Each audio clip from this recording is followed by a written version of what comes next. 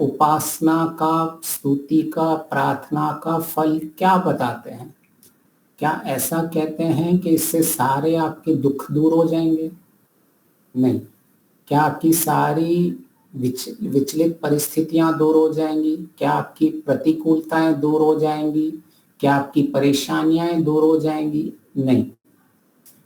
यह बात हमारे लिए समझना बहुत जरूरी है कि इसका फल है पहाड़ जैसे दुख आने पर भी हम विचलित नहीं होते हैं और उसको सहन कर लेते हैं। तो प्राय यह हमारे मस्तिष्क में बैठा रहता है कि हम आध्यात्मिक मार्ग में आने के बाद भी हमें इतनी तकलीफें क्यों मिलती हैं, हम इतने परेशान क्यों रहते हैं? क्योंकि हमें कहीं ना कहीं बुद्धि में ऐसा अज्ञान पड़ा रहता है कि मैं इस आध्यात्मिक मार्ग में आ चुका हूँ, मैं ईश्वर का नाम ले रहा हूँ, मैं भक्ति कर रहा हूँ, मैं भजन कर रहा हूँ, तो मेरी सारी परेशानियां कम हो जाएंगी। परेशानियां बाहर से कभी कम नहीं होती हैं, प्रतिकूलताएं बाहर से कभी कम नहीं होती हैं, अविचलित परिस्थितियां करने वाली बाहर से कभी नहीं कम होंगी, वह चलती रहेगी। क्यों? क्योंकि ये संसार त्रिगुणात्मक है। जिसको यह स्पष्ट है संसार का ज्ञान कि ये संसार त्रिगुणात्मक है, लोगों की बुद्धि भी त्रिगुणात्मक है, लोगों का ज्ञान बदलता रहता है इस त्रिगुणात्मक स्थिति के कारण, तो कभी भी ऐसा नहीं हो सकता कि बाहर से स्थितियां पूर्ण हमें अपने अनुकूल मिलेंगी।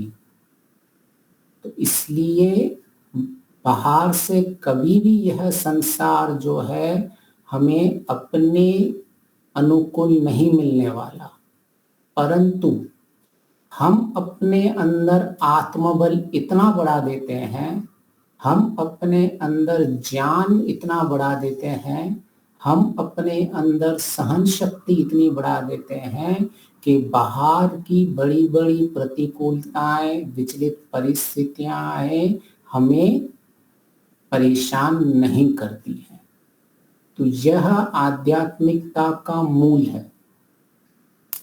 जब तक हम ब्रह्मचर्य, संध्या, उपासना इन सब का यह मूल नहीं समझेंगे, तब तक हम हमेशा इन परेशानियों से बचने के लिए भागते रहेंगे। कभी हम इनसे आंख मूंद करके बैठ जाएंगे, ईश्वर ईश्वर ओम ओम ओम ओम ओम बोलते रहेंगे और हमें लगेगा कि कुछ तो ऐसा हो जाएगा कि जीवन के अंदर मेरी सारे परेशानियां खत्म हो जाएंगी। तो हम ये स्पष्ट कर दें हमारे जीवन में कि न हमारी परेशानियां बाहर से खत्म होने वाली हैं, न बाहर से प्रतिकूलताएं खत्म होने वाली हैं, न इस संसार में अधर्मी खत्म होने वाले हैं। सारे मनुष्य अपनी एक जीवन की सारी अज्ञान से लेके ज्ञान तक भूमिका निभा रहे हैं। हम भी उसमें शामिल हैं। हम भी अपनी अज्ञान से ज्ञान की इस जर्नी को ट्रेवल कर रहे हैं। हमारी यात्रा चल रही है, सब संसार में यात्रा चल रही है। तो सबकी यात्रा, किसकी यात्रा में किसी का अंतःकरण 50% शुद्ध होगा, किसी का 60%, किसी का 40%, किसी का केवल 10%। तो ब्रह्म यज्ञ में सबसे पहले हमें यह संध्या में स्पष्ट हो जाना चाहिए। जब हम कहते हैं ये संसार त्रिगुणात्मक संसार है, तो महर्षि जब ये कहते हैं ये त्रिगुणात्मक है, तो हमें ये स्पष्ट हो जाना चाहिए कि संसार में परिवर्तनशील है, लगातार परिवर्तन हो रहा है। मैं परिवर्तनशील नहीं हूं, लेकिन ये संसार का हर एक जो भी कण कण है वो परिवर्तनशील है। तो जब हमें ये स्पष्ट हो जाता है कि ये संसार कैसा बना है, तो हमें यह भी स्पष्ट हो जाता है कि संसार बनाते हैं बना हुए संसार में हम कैसे जिए, कैसे जीते हैं, कैसे हरीश भाई ने ये भजन के सहारे में जीतना सिखाया है। तो हमें जब ये स्पष्ट होता है कि हमारे जीवन का जो लक्ष्य है सुखों, अत्यंत सुख की प्राप्ति और अत्यंत दुख की निवृत्ति, तो उसमें निवृत्ति का अर्थ यह होता है कि हमने अपनी ऐसी स्थिति बनाती है कि दुख है लेकिन मैं दुख से प्रभावित नहीं हो रहा। ये हमें स्पष्ट होना चाहिए। बाहर दुख की परिस्थितियां होंगी लेकिन मैं दुखी नहीं होगा। इसमें का सारा जितना भी रहस्य है यही छुपा हुआ है। तो जिस दिन हमें ये स्पष्ट हो जाएगा, जिस दिन हमें स्पष्ट हो जाएंगे कि आत्मा उपासना का सबसे बड़ा फल है, तब हम जीवन में अपने जीवन के लिए होके आगे बढ़ पाएंगे। नहीं तो आधे आध्यात्मिक लोग तो इसी चक्कर में दुखी रहते हैं कि मेरे बाहर से दुख कम क्यों नहीं हो रहे हैं। उनकी सबसे ज्यादा ये शिकायत रहती है कि मैं तो इतना भगवान का नाम ले रहा हूँ, बाकी लोग तो इतने अधर्मी हैं, वो उनको सुखी लगने लग जाते हैं। तो जब तक हम सही शुद्ध ज्ञान विज्ञान को धारण नहीं करेंगे तब तक हमारे मस्तिष्क में ऐसी समस्याएं आती रहेंगी। हम जीवन को आधा अधूरा समझेंगे और अपने जीवन को आगे नहीं ले पाएंगे। तो सबसे पहले समस्याओं को एक्सपेक्ट करो कि समस्याएं हैं, आएंगी, कभी भी आ सकती हैं। ये त्रिगुणात्मक संसार है, ये परिवर्तनशील संसार है और इस संसार में सारे स्वतंत्र हैं लोग कर्म करने में। तो अगर ये संसार परिवर्तनशील है, ये संसार त्रिगुणात्मक है, इस संसार में सारे स्वतंत्र हैं कर्म करने के लिए, तो हम कभी भी ऐसी अपेक्षा नहीं कर सकते कि समस्याएं नहीं होंगी। तो सबसे पहले यह मान के चलो कि बाहर से समस्याएं आएंगी ही आएंगी, ये संसार बना ही ऐसा हुआ है।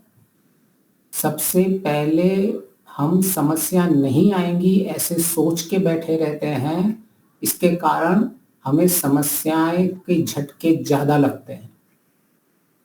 अगर आप किसी समस्या से पहले से ही आपको पता है कि हाँ मैं सवेरे से उठूंगा, हो सकता है मेरे ऑफिस में कुछ समस्या आ जाए, हो सकता है मेरे घर में कुछ समस्या आ जाए, मैं गाड़ी लेके चलूंगा, गाड़ी पंचर हो जाए, पेट्रोल खत्म हो जाए, युद्ध का सायरन बज जाए, मैं घूमने गया हूं वहां गोलियां चलने स्टार्ट हो जाए, कुछ भी हो सकता है संसार में। तो जब हमारा मस्तिष्क पहले से ही तैयार रहता है ऐसी परिस्थितियों के लिए, तो हमें बड़ी बड़ी समस्याएं भी छोटी लगने लग जाती हैं। तो आपने एक स्थिति सुनी होगी जो योगी लोग जिसका अभ्यास करते हैं, प्रलय अवस्था प्रतिपादन, कि वह अपने मस्तिष्क में प्रलय अवस्था तक चले जाते हैं। तो ऐसा क्यों करते हैं वो, उसका क्या लाभ है? तो उसका लाभ यह है कि वो इतनी बड़ी बड़ी समस्याओं को पहले से ही संसार में देख लेते हैं। हम देख रहे हैं कि मेरा ये छोटा सा कोई कंगन टूट गया, कोई मेरा शीशे का ग्लास टूट गया, तो हम इसमें परेशान हो जाते हैं। अरे मेरा गाड़ी का शीशा टूट गया, मेरे चप्पल टूट गई, मेरे बच्चे का हाथ टूट गया। लेकिन योगी जो होता है सारी संसार को टूटता हुआ देखता है, जो सत्य है कि सारा संसार एक बार उस प्रलय अवस्था में जाने वाला है और हम जा ही रहे हैं। हम 200 करोड़ तो वर्ष हो भी चुके हैं, हम टूटने के राह में चलते जा रहे हैं, चलते जा रहे हैं, चलते जा रहे हैं। इसका नाम ही प्रकृति इसीलिए रखा गया है। जो विकृत होता है, विकृति ही प्रकृति होती है। अगर हम इस विकृति को नहीं समझ पाएंगे तो हम छोटी छोटी चीजों में परेशान हो जाएंगे। इसीलिए योगी लोग प्रलय अवस्था प्रतिपादन कर देते हैं कि समस्याओं को इतना देख लेते हैं वो पहले से ही कि उनको जीवन की समस्याएं हैं, छोटी छोटी समस्याएं लगती नहीं है। उनको तो लगता है कि ये क्या छोटी मोटी चीज टूटने फूटने, जो हम नुकसान के लिए मैं परेशान हो रहा हूँ, ये सारा का सारा संसार ही एक दिन टूटने वाला है, छूटने वाला है, जाने वाला है। तो जितना हम परिवर्तनशील इस संसार को समझने की कोशिश करेंगे, इसमें संसार को देखने की कोशिश करेंगे, ये संसार कैसा बना हुआ है, इतना इतना हम अपने मस्तिष्क में समस्याओं के प्रति अपने आप को ताकतवर बनाते रहते हैं। ये समस्या आएंगी लेकिन मैं विचलित नहीं होऊंगा। इसीलिए कई बार लोग सीधा सीधा ईश्वर साक्षात्कार के लिए ही सोचते हैं जीवन में कि मैं उपासना क्यों कर रहा हूँ, ईश्वर साक्षात्कार के लिए। भाई ये सब कुछ क्यों कर रहा हूँ, ईश्वर साक्षात्कार करना है। लेकिन इससे पहले हमें महर्षि दयानंद जी कहते हैं मन को समझो, इस संसार को समझो, इस आत्मा को समझो, तभी ही हमें ये परमात्मा का सब कुछ समझ में आएगा। अब प्रायः न हम संसार कैसे बना है, ये संसार त्रिगुणात्मक है, ये संसार परिवर्तनशील है, संसार में सब के सारे लोग जो है स्वतंत्र हैं, इस पे हम कभी विचार ही नहीं करते हैं। इसीलिए महर्षि दयानंद जी ने संध्या सार बनाई, इसीलिए ब्रह्म यज्ञ बनाया, इसीलिए उसमें एक एक चीज केवल परमात्मा परमात्मा संध्या में है क्या? अगर आप संध्या को देखो, ब्रह्म यज्ञ को देखो, तो उसमें सृष्टि से लेके चांद सूरज समुद्र सबकी बात की गई है। क्यों ऐसा महर्षि करवा रहे हैं ज्ञान हमें? अगर ये ज्ञान नहीं होगा तो हम केवल जीवन में कभी ईश्वर, हमारा मन पवित्र नहीं हो पाएगा, हम कभी ईश्वर के करीब नहीं जा पाएंगे। जिस दिन हमें ये स्पष्ट हो जाता है, ऋतंच सत्यंच करके सारा वेद ज्ञान, सारा ये संसार त्रिगुणात्मक है, सूरज चांद कण कण में व्यापक ईश्वर, ये सारा परिवर्तनशील संसार का दर्शन करा रहे हैं हमें संध्या में। यहाँ ईश्वर की बात नहीं चल रही है, संसार की बात चल रही है। क्यों? क्योंकि जब तक हमें संसार का स्वरूप हमें स्पष्ट नहीं होगा, इसका तत्व ज्ञान नहीं होगा, तब तक हम कभी भी ईश्वर की तरफ नहीं जा पाएंगे। तो प्राय लोग इस पे, बहुत सारे विद्वान लोग भी चर्चा करते रहते हैं कि ईश्वर की उपासना, केवल महर्षि कह रहे हैं कि हमें ईश्वर की ही उपासना करनी चाहिए, वह सही है, लेकिन ईश्वर की उपासना का स्वरूप कैसा होता है? जब आप इस संसार का, त्रिगुणात्मक संसार का जब ध्यान करते हो, जब उस संसार का चिंतन मनन करते हो, जब आपको इन गुणों की, सत्व रज तम गुणों का ज्ञान रहता है, तब आप ईश्वर के ही करीब होते जाते रहते हो। तभी ही आपको पता चलता है कि मैं कैसे निर्विचलित निरुपद्रव रह पाऊंगा। जिसको ये स्पष्ट हो गया है कि ये संसार जो परिवर्तनशील है, ये संसार त्रिगुणात्मक है, संसार में सारे लोग परिवर्तनशील है, वही मनुष्य निरुपद्रव का पालन कर सकता है, वही मनुष्य ईश्वर के निरुपद्रव गुण को धारण कर सकता है। अगर संसार को जाने हुए, संसार का स्वरूप जाने हुए, कभी वो निरुपद्रव को पालन कर ही नहीं सकता, क्योंकि बहक जाएगा संसार के अंदर ही। उसको छोटी छोटी बात में परेशान हो जाएगा वो। अरे आज मेरा ये टूट गया, आज मेरा गाड़ी टूट गई, आज मुझे उसने ऐसा बोल दिया, उसने वो ऐसा बोल दिया। वो सारे शरीर के लिए ही और वस्तुओं के में ही डूबा रहेगा, उसे पता ही नहीं ये सब तो परिवर्तनशील है और नाशवान है।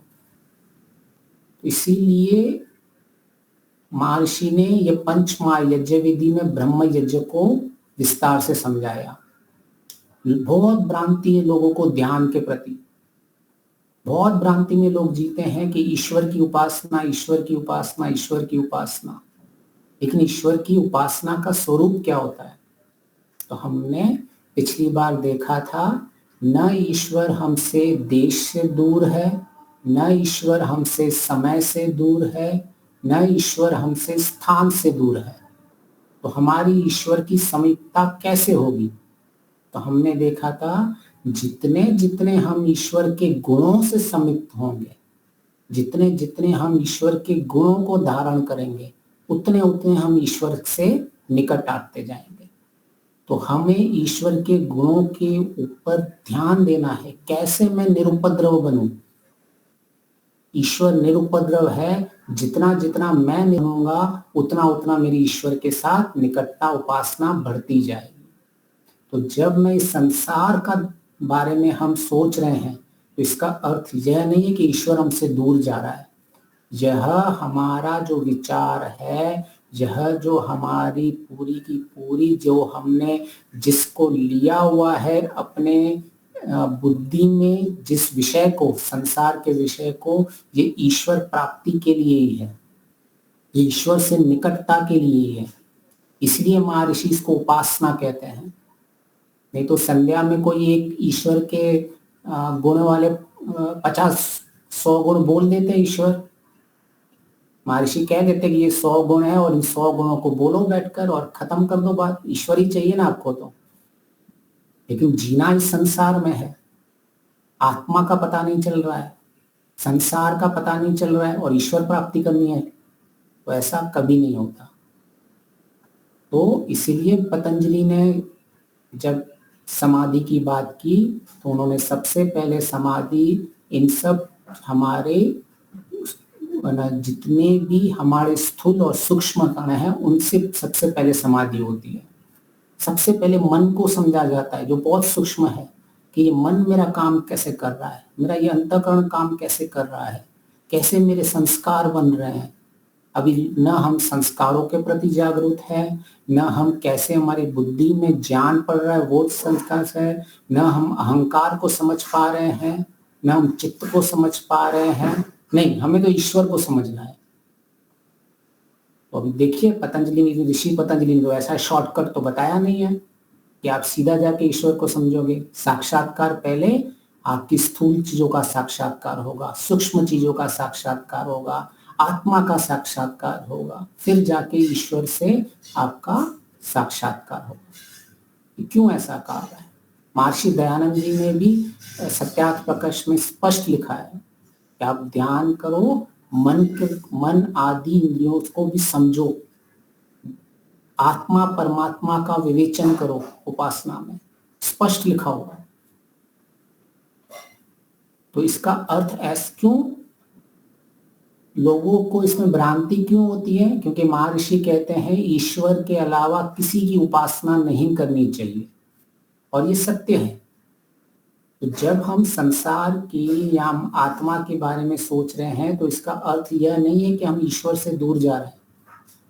जैसे मैंने अभी आपको उदाहरण दिया कि हमारी निरुपद्रवस्था बनने के लिए हम जो जो पुरुषार्थ कर रहे हैं वो ईश्वर की निकटता के लिए ही कर रहे हैं। उपासना की परिभाषा में स्पष्ट लिखा हुआ है, जो जो वस्तु, जो जो हमारी क्रियाएं ईश्वर के साक्षात्कार के लिए की जाती है वो उसको उपासना कहते हैं।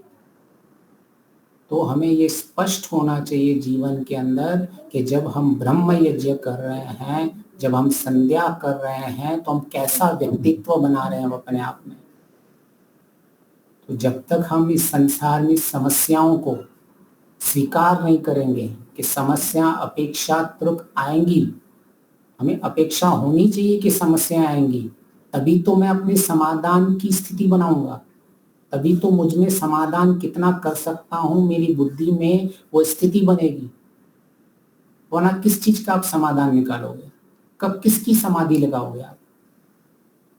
आपको छोड़ा ही कोई बोल देता है, आप जैसे ही किसी प्रवचन में बैठते हो आपका सत्व गुण बढ़ा रहता है और मीठी मीठी बातें करते हो, और जैसे ही हम सत्संग से बाहर निकलते हैं, जहाँ चप्पल पड़े होते हैं, किसी का टक्कर भी हो गया तो चिल्लाने लग जाते हैं, हमारा तमोगुण और रजोगुण बढ़ जाता है। क्यों ऐसा होता है? पहले हम अभी तक सत्वगुण प्रभारी थे, जैसे ही हम बाहर निकलते हैं हम तमोगुण और रजोगुण से भर जाते हैं। वो इसीलिए ही होता है क्योंकि हमें यह समझना, स्पष्ट समझना चाहिए कि हमारे जीवन में कभी भी विपरीत परिस्थितियां, प्रतिकूलताएं ये चलती रहेंगी। हमें उसका समाधान निकालना है। मुझे सहन शक्ति करनी है। मुझे जब है ना विपरीत परिस्थितियां आती हैं तो मुझे उनके समाधान मेरी बुद्धि में पड़े रहने चाहिए। इसीलिए कहते हैं ना, धी, धृति और स्मृति। बुद्धि को जब हम अपने समझने की कोशिश करेंगे तो इसमें धी भी चाहिए, धृति भी चाहिए, स्मृति भी चाहिए। मेरी स्मृति में तत्व ज्ञान उपलब्ध होना चाहिए कि यह मेरे लिए विपरीत परिस्थिति आई, किसी ने मुझे क्रोध की कोशिश की और मेरा यहाँ से तत्व ज्ञान उठ गया। फिर मुझे संयम रखना है, धृति। कैसे मैं उसको संयम से उसको ऊपर मैं प्रहार करता हूँ, कैसे मैं उसके ऊपर नियंत्रण करता हूँ किसी विपरीत परिस्थिति के ऊपर। फिर इसीलिए उसको कहते हैं धृति। दी, उसका मुझे यथार्थ ज्ञान मेरी बुद्धि में होना चाहिए। बुद्धि, दी, बुद्धि में यथार्थ ज्ञान होना चाहिए। तो हमें जब संध्या ब्रह्म ज्ञान को समझें तो हम धी, धृति और स्मृति को समझें कि समस्याएं आएंगी, प्रतिकूलताएं आएंगी, पहाड़ जैसे दुख आएंगे, लेकिन मैं समबुद्धि में होऊंगा, मैं सम अवस्था में होऊंगा, मैं निरुपद्रव अवस्था में होऊंगा, मैं निर्विचलित अवस्था में होगा, मैं अपनी समाधि की स्थिति में रहूंगा। यह जीवन का मूल है ब्रह्म यज्ञ का। हमें इस साइंस को समझना पड़ेगा, इस कड़ी को समझना पड़ेगा कि कैसे ईश्वर के गुण मैं लेता जाता हूँ। ईश्वर के गुण केवल बोलने के लिए नहीं होते हैं, मेरी समस्याओं का समाधान निकालते हैं ईश्वर का गुण। ईश्वर से जब तक आपको लाभ नहीं दिखेगा, ईश्वर का उपयोग नहीं दिखेगा, तब तक आप जीवन में ईश्वर से कभी नहीं जुड़ पाओगे। आज हमें ईश्वर से लाभ दिख ही नहीं रहा है कि मेरे ईश्वर के गुण बोलने से ब्रह्म यज्ञ जब हम कर रहे हैं तो कैसे मेरे उस गुणों का संस्कार बन रहे हैं मुझ में। ईश्वर को न्यायकारी कह रहा हूं तो क्या मैं न्याय का आचरण कर रहा हूं? तो जब तक ये आचरण मुझ में नहीं आएगा तब तक मेरी ईश्वर से समीपता नहीं होगी। ईश्वर न्यायकारी बना रहेगा, ईश्वर पवित्रता बना रहेगा और हम यहाँ लोगों के साथ अधर्म और अन्याय करते रहेंगे और कहते रहेंगे नहीं मैं तो ईश्वर की भक्ति में लगा हुआ हूँ, लेकिन मैं ईश्वर से निकटता नहीं आ रही, होगी नहीं। हम अधर्म अन्याय चल रहे हैं और न्याय है गुणों में परिवर्तन, गुणों में इतनी विपरीत चीजें हैं तो हमारी कभी निकटता नहीं आने वाली है। तो हमें ये स्पष्ट होना चाहिए कि हम चाहते क्या हैं जीवन के अंदर। ईश्वर का साक्षात्कार का अर्थ क्या है? किसे ईश्वर का साक्षात्कार कहते हैं? कैसे वो धीरे धीरे धीरे धीरे जब आपको संसार का ज्ञान होने लगता है, जब आपको स्पष्ट हो जाता है कि विपरीत परिस्थितियां आने वाली है, काम को मैं संयम से जीतूंगा, मैं राग को मैं अपने संयम से जीतूंगा, मैं द्वेष को अपने न्यायकारी से गुण से जीतूंगा, दया से जीतूंगा, अपने प्रभाव से जीतूंगा। तो ये सब कुछ संसार में जीने का जब तक ढंग नहीं आएगा तब तक हम जीवन में कभी सफल नहीं हो पाएंगे। तो हरीश भाई ने जो भजन का, आज बहुत गहरा था भजन। यह समाधि स्थिति में पहुंचने के लिए हमारे लिए बहुत आवश्यकता है। हमारे पास समाधान हर चीज का होना चाहिए। हमें ये स्पष्ट होना चाहिए हम कौन से सुख की ओर जा रहे हैं। अच्छा, कोई बताएगा कि हमें सुख चाहिए तो वो सुख कैसा चाहिए?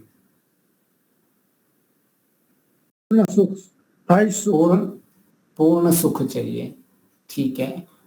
और क्या होना चाहिए? अभी हम जी रहे हैं तो उस जीने के हम बहुत सारे हमारे सामने सुख आते हैं, हम सवेरे से लेकर शाम तक। तो ऐसे में हम कौन से सुख हमारे लिए चाहिए होंगे? आत्मिक सुख चाहिए आचार्य जी। कौन सा सुख? आत्मिक, आत्मा का सुख। आत्मा का सुख। अच्छा, तो वेद का मंत्र है, बहुत प्रचलित मंत्र है, जो हमें बताता है कि आपका सुख कैसा होना चाहिए। हम जीवन में अपने लक्ष्य को सुख की आशाएं रखते हैं कि हमें अत्यंत सुख चाहिए, लेकिन वेद में इसकी परिभाषा लिखी हुई है कि आपको सुख कैसा चाहिए। शन्नो मित्र शन्नो वरुण शन्नो अर्ण शन्नो अपना इंद्र विष्णु बृहस्पति। तो ये जो सारा जो मंत्र कहा गया है उसमें क्या कहना चाहते हैं, तो महर्षि ये अर्थ सबसे कहते हैं कि शन्नो मित्र का अर्थ होने किया हुआ है कि मुझे सत्य हितकारी सुख चाहिए। शन्नो मित्र जब कहते हैं कि सुख नहीं चाहिए मुझे, जो मेरे लिए हितकारी हो और सत्य युक्त हो। तो हमें जब सुख भोगते हैं तो सुख भोगने की कोई मनाही नहीं है, लेकिन उसके विशेषता क्या होनी चाहिए कि मुझे सत्य युक्त होना चाहिए। फिर महर्षि कहते हैं कि वह श्रेष्ठ सुख होना चाहिए, कोई तमोगुणी रजोगुणी सुख नहीं चाहिए मुझे सत्वगुण प्रदान श्रेष्ठ सुख चाहिए। फिर महर्षि कहते हैं मुझे न्याय युक्त सुख चाहिए। प्राय हम इस सुख की परिभाषा पे ध्यान ही नहीं देते हैं कि आखिर मुझे सुख चाहिए तो कैसा सुख चाहिए, क्योंकि मैं यहाँ जीना नहीं छोड़ सकता। ऐसा नहीं होगा कि मैं जीना छोड़ दूं और सीधा ईश्वर तक बोलूं नहीं मुझे ईश्वर चाहिए। मुझे जीना पड़ेगा, मुझे अपने आप को पवित्र बनाना है, मुझे अपने आप को उस यात्रा में लेके चलना है आगे। तो मुझे धर्म का पालन करना पड़ेगा। मैं आज इस संसार से भाग के नहीं जा सकता। इस संसार में मुझे न्याय युक्त सुख चाहिए, मुझे इस संसार में स्थिर सुख चाहिए, इस संसार में मुझे बहुत अनंत सुख चाहिए। विष्णु, विष्णु होता है व्यापक, वेद मंत्र में कह रहा है। बृहस्पति, मुझे बहुत बड़ा सुख चाहिए। तो इस मंत्र में वेद यह कहता है कि आपको सुख कैसा चाहिए वो निर्धारित कर दो, कि हमें जो सुख चाहिए वो परिभाषित होना चाहिए कि कैसा सुख मेरे जीवन में मेरे लिए आवश्यक है। नहीं तो इस संसार में सुख आ रहा है, सुख जा रहा है, तमोगुण सुख है, रजोगुण सुख है, राग का सुख है, वासनाओं का सुख है, पांचों इंद्रियों का सुख है। सुख लीजिए, लेकिन उन सुख में आपको ये स्पष्ट होना चाहिए कि मुझे कौन से सुख को अलग करना है और मेरा सुख कौन सा होना चाहिए। आप देखिए, क्या इंद्रियों का सुख इन सुख की परिभाषाओं में आ रहा है? क्या जो मैं किस सुख को प्राकृतिक सुख इन सुख की परिभाषाओं में आ रहा है? क्या मैं न्याय पूर्वक चल पा रहा हूं? नहीं तो हम तो अन्याय पूर्वक भी बहुत सुख लेते रहते हैं। किसी और के बदले में हमारे को कुछ एक्स्ट्रा मिल जाता है तो हम सुखी हो जाते हैं। तो हमें ये स्पष्ट होना चाहिए जीवन के अंदर कि हम चाहते क्या हैं जीवन में। तो ब्रह्म यज्ञ हमारे लिए ये स्पष्ट कर देता है कि आपकी जो बुद्धि है, आपकी बुद्धि में ऐसा ज्ञान होना चाहिए कि कैसी भी समस्या हो, सबसे पहले समस्याओं की अपेक्षा रखो। समस्या कभी नहीं हटेंगी बाहर से। फिर दूसरा क्या होता है, समस्याओं से पहले से ही उनका आकलन करके उनका प्रतिपक्ष भावना से समाधान निकालो। पहले समस्याओं की अपेक्षा रखो, होंगी, आएंगी, तो आपकी आधी समस्याएं तो ऐसे ही कम हो जाएंगी। जब आने पर सबसे बड़ा शॉक प्रॉब्लम का तभी लगता है जब हमने प्रॉब्लम को एक्सपेक्ट ही नहीं किया। आपने खुद ही सोचा भी होगा, अचानक कभी आपसे अगर पीछे से ऐसे कोई धक्का मारे तो आप डर जाते हो, लेकिन आप बैठे हो वहां, मेरे बच्चे मेरे कोशिश करते हैं मेरे को ऐसे डराने की, तो मैं ऐसे अच्छा अभी मुझे डरना है मतलब मजाक मजाक में। तो फिर क्योंकि हमने एक्सपेक्टेशन में रखी है कि बच्चे आंखें से करते ही हैं पीछे से, तो आपको फिर डर नहीं लगेगा। तो समस्याओं पहले ही जीवन में आप सोच के बैठे हो कि त्रिगुणात्मक संसार है, संसार इतना परिवर्तनशील है, सब कुछ स्वतंत्र है, संसार में परेशानियां समस्याएं होंगी। दूसरी, समस्याओं का पहले से ही उनका जो समाधान निकाल के रखो। ऋषि पतंजलि क्या कहते हैं, ध्यान की परिभाषा क्या करते हैं कि जो सबसे पहले तो हमें क्लेशों को तनु किया जाता है, तप स्वाध्याय और ईश्वर परिधान से, और फिर उन तनु हुए क्लेशों को संस्कार क्षण किया जाता है, संस्कारों को। तो आप ध्यान में भी बैठ के अगर आपको किसी से है ऐसा कि किसी के ऊपर द्वेष आ रहा है, तो आप ऐसा सोच सकते हो, उसका नाम ले लो और उसका फिर आप सोच सकते हो कि मैं उसके ऊपर क्यों द्वेष कर रहा हूँ, और उसका फिर प्रतिपक्ष भावना लेके आइए। तो समस्या और फिर समस्या का प्रतिपक्ष भावना से समाधान। तीसरा, अभी तक तो आपने सिर्फ अपेक्षा की समस्या की। दूसरा, आपने मन में अभी तक सोचा है कि ये समस्या है और इसका समाधान है। फिर तीसरा, जब समस्या आए तो समस्या का सामना करो। जब तक आप समस्याओं का सामना नहीं करोगे तब तक वो समस्या आपके केवल बुद्धि में ही उसका समाधान रहेगा, और हमें लगेगा कि क्यों इस समस्या से मैं अभी तक डर, क्रोध, इन सब चीजों से मैं बच क्यों नहीं पा रहा हूं। क्यों? क्योंकि हमने उसका सामना नहीं किया होता है। जिनको भी एंजाइटी प्रॉब्लम्स और ये सब होते हैं उनको साइकोलॉजिस्ट क्या बोलते हैं? उनको बोलते हैं कि आपको जिस जिस परिस्थिति से डर लगता है, आपको बहुत जिन जिन चीजों से डर लगता है, आप उनका सामना करना, धीरे धीरे सामना करना सीखो। उनका रिहैबिलिटेशन सेंटर में उनको सिखाया जाता है, जब वो हॉस्पिटल में जाते हैं तो भाई आपको इन इन चीज़ों से डर लगता है, तो उनको थोड़ा थोड़ा उनसे सामना कराया जाता है कि ठीक है, आपको आग से बहुत ज़्यादा डर लगता है, तो उनको छोटी छोटी चिंगारियों का सामना कराया जाता है। क्योंकि यह स्पष्ट है, जब तक आप सामना नहीं करोगे वह क्लेश कभी नहीं जाने वाला है, ये नियम है।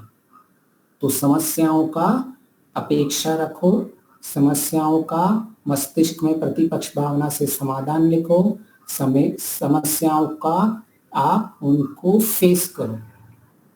तीसरा, चौथा होता है समस्याओं को, जितनी समस्या है उतनी ही समस्या को देखो। हम प्रायः जो है समस्याओं को बहुत बड़ा कर देते हैं। जब भी कोई समस्या आती है, हाय राम, ये क्या हो गया, वो क्या हो गया।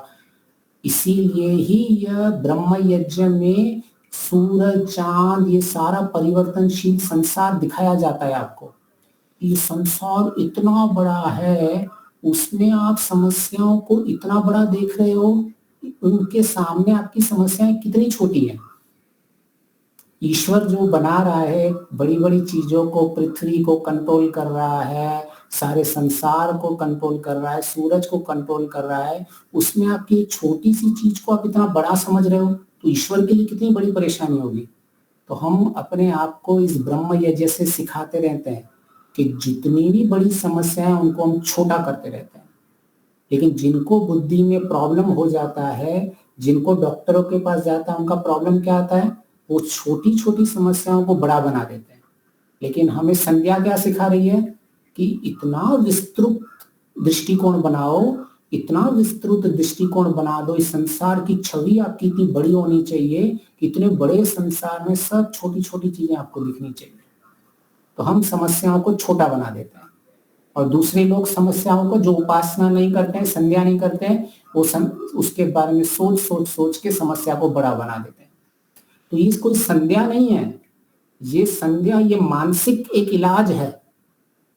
इधर आप संध्या करो या किसी डॉक्टर के पास जाओ, एक ही बात है। तो ये ऋषियों ने हमारे लिए एक पूरी की पूरी मानसिक व्यवस्था बना के रखी है हर मनुष्य के लिए, कि अगर आप ऐसे ऐसे चलोगे तो आपके जीवन में समस्याएं कम लगेंगी। फिर समस्याएं जितनी छोटी होंगी, फिर उस समस्याओं से आप सीखो कि मैंने अभी इस समस्या के समय मेरा ये हानि हुई, अभी दूसरी बार ये समस्या आएगी तो मैं अपनी हानि नहीं होने दूंगा। तो इस तरह से समस्याओं को आप अपेक्षा रखें, समस्याओं का समाधान मस्तिष्क में रखें, समस्याओं को फेस करें, समस्याओं को बड़ा मत बनाएं, उनको छोटा कर दें, और समस्याओं से सीख के और आगे बढ़ें। यही संध्या का इतना बड़ा संदेश है। आज तक लोगों को तो संध्या केवल इतना ही लगता है कि मैं तो ईश्वर से निकट जाऊं, ईश्वर से निकट जाऊं। अब देखो, जिसकी बुद्धि में समस्याओं को समाधान होगा, उसकी समाधि वाली बुद्धि कितनी होगी सोचो। अभी इसको कितनी समस्याएं आएंगी इसको, लेकिन इसके बाद सबका समाधान है। और ये निरुपद्रव बैठा होगा, ये सम बुद्धि में बैठा होगा, ये सम अवस्था में बैठा होगा, ये एक समाधि की अवस्था में बैठा होगा। इसके सामने समस्याएं चलती रहेंगी, इसके बुद्धि में समाधान आते रहेंगे और इसको कोई विचलित नहीं होगा। यह है ब्रह्म यज्ञ संध्या का माइंड साइकोलॉजी। इसको कहते हैं माइंड मैनेजमेंट। आपका आज इसके लिए बड़े बड़े डॉक्टर आते हैं, बड़े बड़े है ना, इनको लाइफ स्किल कोचिस कहते हैं कि आप मस्तिष्क का न्यूरोलॉजिस्ट, ये सारे हैं। लेकिन ये ऋषि ने माइंड मैनेजमेंट कैसा किया हुआ है, पूरा का पूरा माइंड मैनेजमेंट 15 मिनट की संध्या में दे दिया है आपको।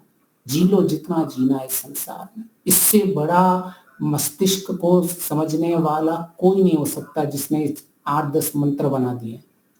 इन मंत्रों में सारी समस्याओं का समाधान है। तो इस तरह से आज हमने देखा कि अगर हमें समाधि चाहिए तो समस्याएं होंगी होंगी। ठीक है, कोई प्रश्न हो तो वो ले लेते हैं। जी जी, बढ़िया, बहुत बढ़िया, बहुत ही सुंदर। संध्या वास्तव में हमारा एक मानस शास्त्र है, किस प्रकार से सोचना है, किस प्रकार से संघर्ष तो आना ही आना है, जन्म लिया है तो कैसे एनकाउंटर करना है, किस प्रकार से अप्रभावित रहना है, किस प्रकार से बिन उपद्रवी बनना है, समत्व धारण करना है, स्थित प्रज्ञता करनी है, कैसे जिंदगी जिया जाए और समस्याओं को समझकर उनको एनकाउंटर अपने समाधान, समस्या और समाधान। बस जिसने समस्या और समाधान समझ लिया है उसे संध्या अपने आप ही, मतलब उसको अभी और इंटरेस्ट आएगा संध्या में, वो भी उसको बैठने की मतलब कोई फोर्स नहीं करेगा। जिसको ये पता चल गया ना कि मेरी समस्याओं का समाधान मेरी संध्या में छुपा हुआ है, तो बार बार बैठ जाएगा बैठकर। क्यों ऋषि महर्षि बैठ जाते थे? जब उनको कोई भी लगता था कि मंत्र का साक्षात्कार करना है तो सीधा जाके बैठ जाते थे महर्षि। तो ये अपने आप ही आपकी रुचि जगेगी, लेकिन हमें लाभ नहीं दिखता। बस वही जिस दिन लाभ दिख गया कि मेरे समाधान इधर ही है सारे, तो हम बाहर, अब हम तो बाहर भाग रहे हैं, संसार की ओर भाग रहे हैं। जिस दिन हम अंदर की ओर भागेंगे। हाँ जी, ये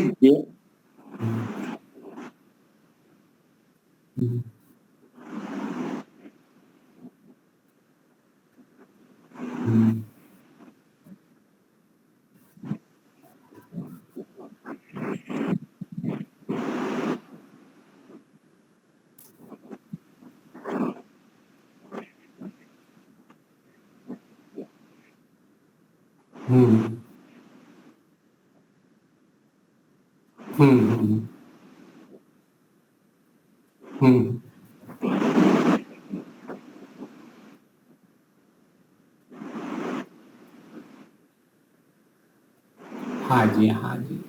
तो यह जो शब्द ज्ञान, सबसे पहले इसकी सारी विधि है श्रवण, चिंतन, मनन और निधिध्यासन।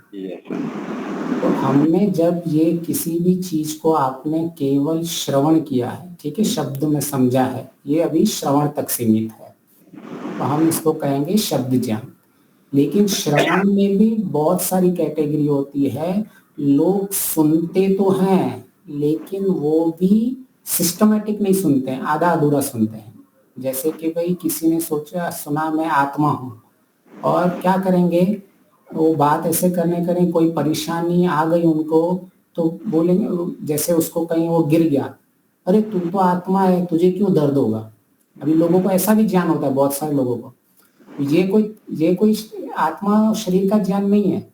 आत्मा है तो इसका अर्थ ये नहीं है कि मैं गिर गया तो मुझे चोट नहीं लगेगी।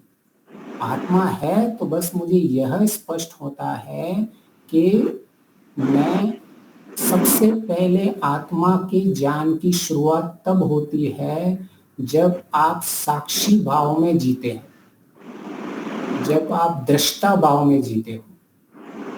तो आपने एक शब्द सुने होंगे, mindfulness, live in presence, awareness, witness भाव। ये सारे जो भाव हैं, यह एक्चुअली हमारे जो ऋषि है, इन्होंने यह ज्ञान दिया है कि आप अपने जो विचार हैं उन विचार को देख पा रहे हो साक्षी भाव से, उन विचारों से प्रभावित नहीं हो रहे हो, सिर्फ आप देखो उन विचारों को। अगर आप उस विचारों को देख पा रहे हो तो आप धीरे धीरे साक्षी भाव में जा रहे हो, दृष्टा भाव में जा रहे हो। तो अगर बहुत सारे दुनिया के अंदर आपको है ना, क्रोध को कंट्रोल करो, क्रोध से नियंत्रण करो, क्रोध पे नियंत्रण करो, सारी दुनिया के इसके पास इलाज है। लेकिन आजकल लोगों का क्रोध कम हो रहा है। आज आप न्यूज चला के देखो तो आधे लोग तो क्रोध के कारण ही एक दूसरे को मारने लगे हैं। तो क्यों इन लोगों का काम नहीं हो रहा है? क्यों ये जो बड़े बड़े लाइफ कोचिस हैं, न्यूरोलॉजिस्ट हैं, ये ज्ञान बांटने वाले हैं, ये क्यों नहीं कर पा रहे हैं? क्यों? क्योंकि जब मेरा क्रोध का इमोशन आगे बढ़ रहा है तो मैं क्या साक्षी भाव होके दृष्टा भाव करके उसको देख पा रहा हूं? अगर मैं उसको देख पा रहा हूं कि अभी मुझे सामने वाला से आलंबन आया है और उस आलंबन आने के बाद मैं तुरंत ज्ञान का प्रहार करता हूं अपनी बुद्धि से, अंतःकरण से, तो अब मुझे क्रोध नहीं आएगा। फिर से बोलता हूं कि जितने भी लोग इस संसार में हैं वो जब तक आत्मा भाव या साक्षी भाव या दृष्टा भाव से नहीं जी पाएंगे तब तक उनके क्रोध के संयम में कोई विशेष लाभ नहीं होने वाला। क्यों? क्योंकि ये माइंड मैनेजमेंट है। आपके जब इमोशंस बढ़ते हैं, विचार से आपके क्रोध के इमोशंस बढ़ते हैं, तो एक बार आपका बुद्धि में अगर इमोशन बहुत ज्यादा हो गए तो आपकी जो बुद्धि है विचारना छोड़ देती है। और यहाँ मतलब जब रजोगुण बढ़ जाता है, अंतःकरण में रजोगुण बढ़ जाता है तो आप लॉजिकल माइंड यूज नहीं कर सकते इस मस्तिष्क में। और एक क्रोध बढ़ गया है तो अभी मैं उसको चाटा नहीं मारूं, क्रोध बढ़ गया है तो मैं उसको चाकू नहीं मारूं, वो दिमाग काम करना ही बंद हो जाता है। यहाँ दूसरे लोग ऐसे होते हैं तमोगुण में चले जाते हैं, डिप्रेशन में। तो डिप्रेशन वाले वो तमोगुण में चले जाते हैं, वो आइसोलेट में, वो ना किसी से बात करेंगे, उनके जिंदगी में रस ही खत्म हो जाता है, तो ऐसे अकेले अकेले बैठे रहेंगे, उनको भी वो कंट्रोल नहीं कर पाएंगे। लेकिन ये जो आत्मा ज्ञान जिसको चाहिए, जिसको आत्मा का तत्व ज्ञान की राह पे चल रहा है, वो थोड़ा भी उसको थोड़ा भी ऐसे द्वेष उत्पन्न होगा मन में तो ऐसे शास्त्रीय भाव से देखता है, अच्छा मेरे अंतःकरण में भी द्वेष उत्पन्न हो गया और ये बुद्धि का प्रयोग, ये मन में मेरा उत्पन्न हुआ, ये बुद्धि के प्रयोग से उसको टक कम कर देगा। तो जब आपको लग रहा है कि मैं ऐसी स्थितियों को कंट्रोल कर पा रही हूँ कि मेरे अंदर एक विपरीत ना कुछ तो विचार आए और मैंने उनको देखे और मैंने ज्ञान का उपयोग करके उसको हटा दिया, तो इसका मतलब आप धीरे धीरे तत्व ज्ञान में जा रहे हो, आप साक्षी भाव में जा रहे हो, आप दृष्टा भाव में जा रहे हो, आप आत्म ज्ञान के भाव में जा रहे हो और आपकी अपनी कॉन्शियस स्थिति का आप प्रयोग कर रहे हो। जब ये आप प्रयोग करते हो तब उसको तत्व ज्ञान कहता है। जब तक प्रयोग उपयोग कर्म में नहीं आता है तब तक वो शाब्दिक ज्ञान में ही चलता रहेगा। लेकिन उनकी श्रवण की स्थिति आएगी, चिंतन मनन की स्थिति आएगी, आपकी निधि ज्ञान की स्थिति आएगी, फिर साक्षात्कार। ये जो चौथी स्टेज है ये तत्व ज्ञान की है।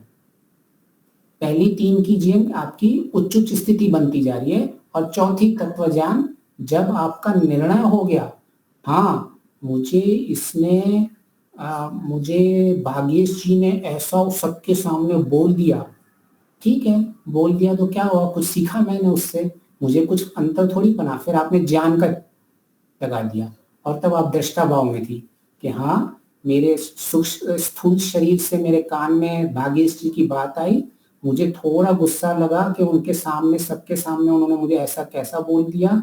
फिर मैंने ज्ञान का प्रयोग किया और उसका निर्णय ले लिया। तो श्रवण, चिंतन मनन, निर्णय और साक्षात्कार। जब साक्षात्कार हो गया मतलब आपका तत्व ज्ञान की ओर उपयोग होता है। 4 चीजें आएंगी, 4 स्टेज से आपको गुजरना पड़ेगा। चलो, बहुत सुंदर। समय भी हो चुका है। जो कुछ होने वाला धीरे धीरे विज्ञान सम्मत बातें होने वाली, कोई जादू चमत्कार नहीं होने वाला जप करने से, ये बिल्कुल पक्का है। आप कहाँ कहाँ जा रहे हो, कितने कितने सुधार आगे बढ़ रहे हो, अपने आप को भी मालूम पड़ेगा। लोग भी करे या न करे, उसको तो मालूम होता है। खूब खूब धन्यवाद शंकर जी, आप शांति पाठ कराए। समय भी हो चुका है। सबको सादर नमस्ते। आवाज जा रही मनी जी? हेलो, शांति पाठ कर रही है। हाँ, शांति पाठ, इसके बाद जय घोष। ओम ध्यो शांति अंतरिक्षम शांति पृथ्वी शांतिरापः शांतिरोषधयः शांतिर वनस्पतयः शांतिर्विश्वे देवा शांतिर्ब्रह्म शांतिः सर्वं शांतिः शांतिरेव शांतिः सामा शांतिरेधि। ओम शांतिः शांतिः शांतिः। जय घोष। जो बोले सो अभय। सत्य सनातन धर्म की जय हो। मर्यादा पुरुषोत्तम भगवान राम की जय हो। योगराज भगवान कृष्ण की जय हो। जय हो। सूर्य गुरु बिरजानंद की जय हो। योग प्रवर्तक महर्षि दयानंद सरस्वती की जय हो। स्वामी श्रद्धानंद की जय हो। भारत माता की जय हो। गौ माता की जय हो। देश के अमर शहीदों की जय हो। वेद की ज्योति जलती रहे, ओम का झंडा ऊंचा रहे, हर समाज अमर रहे, सत्यार्थ प्रकाश हम पहुंचे। घर घर पहुंचे। प्रणव ध्वनि।